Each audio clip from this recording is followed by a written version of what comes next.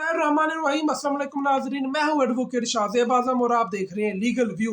नाज़रीन, हमारे मुल्क में जो आइन और कानून का मजाक उड़ाया जा रहा है, जिस तरह हमारे मुल्क में बदअमनी, जिस तरह हमारे मुल्क में आइन और कानून तो रह नहीं गया ना। आइन आइन तो पाकिस्तान में उस दिन ख़त्म हो गया था जब पंजाब असम्बली के इलेक्शन 90 दिन से ऊपर गए थे। आइन आइन वो खुद बंदियार साहब कहते थे कि हाँ, आइन जो है वो हमारे दरवाजे पर दस्तक दे रहा है। तो यानी आइन जो है हमारा उस दिन पामाल हो गया था। बाकी जो जुडिशरी है वो खामोश थी। अब जुडिशरी से भी ताकतवर आवाज़ें उठना शुरू हो गई हैं। पेशावर हाई कोर्ट के चीफ जस्टिस के बाद सिंध हाई कोर्ट के चीफ जस्टिस भी बोल उठे हैं। बल्कि दरमियान में एक जो लाहौर हाई कोर्ट वाले चीफ जस्टिस तो नहीं थे, खैर वो शायद जमील साहब, उनके ऊपर मैंने एक व्लॉग भी किया है।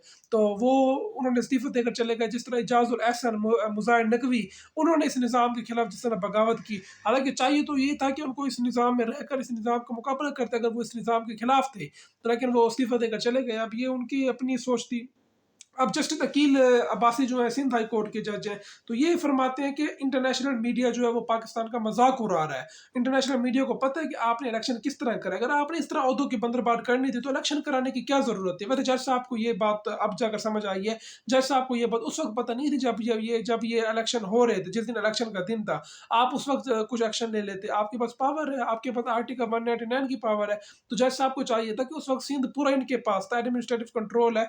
जज साहब उस दिन एक्शन लेते। लेकिन हमारे जज साहबान जो है वो भी अब जिस तरह वो शायद जमील साहब कहते हैं कि ये जज साहबान कंप्रोमाइज है।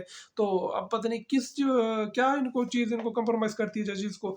तो अब आगे चल के जज साहब फरमाते हैं कि आप जो प्लान करते हैं, ये आई थिंक जज साहब मुकालमा कर रहे हैं प्रोसिक्यूटर से, आप जो प्लान करते हैं कामयाबी से उसको पूरा कर लेते हैं। अब वो बाज़ाहिर तो हो सकता है प्रोसिक्यूटर को कह रहे हो, लेकिन वो जो प्लान काम अपना बनाता है, या जो जिस तरह इलेक्शन के नताज रुके, जिस तरह सिकंदर सुल्तान राजा साहब फरमा के गए थे कि नताज इसलिए रोके गए क्योंकि कुछ सिक्योरिटी की ज़रूरियात थी लोगों को, प्रिजाइडिंग अफसरान को। तो अब उन्होंने फिर जो मुझे लगता है शायद जज साहबान का इशारा उस तरफ था कि जिस तरह प्लान बनाया गया था वो प्लान इनका कामयाब हुआ या कामयाब करवाया गया।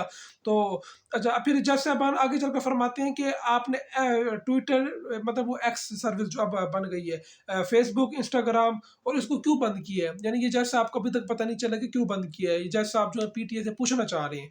और इसके बाद जज साहब ने अपना आर्डर लिखवाया कि इनको फौरन बहाल किया जाए, और साथ वफाकी हुकूमत को कहा कि आप जवाब जमा करें कि इलेक्शन वाले दिन ये चीज़ें क्यों बंद थी। अब इलेक्शन हुए 8 फरवरी को, आज कोई तारीख 20 से ऊपर हो गई, 23 फरवरी आज स्टार्ट हो गया आज का दिन। यानी जज साहब जो है वो 15 दिन बाद उनको ख्याल आ रहा है कि इलेक्शन वाले दिन ये जो इंटरनेट सर्विस थी वो क्यों बंद थी। यानी कोई चीफ जस्टिस हाई कोर्ट का उसके अंदर कोई इतनी वो नहीं, हिम्मत नहीं हुई कि वो कम से कम पूछ लेता सेक्रेटरी से। सेक्रेटरी जो है दाखिला, उनसे पूछ लेता उस दिन बुला के कि भाई मुल्क में इस वक्त 5 साल हुकूमत तय होने जा रही है, आपने एक इंटरनेट सर्विस, बुनियादी सर्विस जिसको लोगों ने इन्फॉर्मेशन के लिए इस्तेमाल करना होता है, वो बंद कर दिया आपने।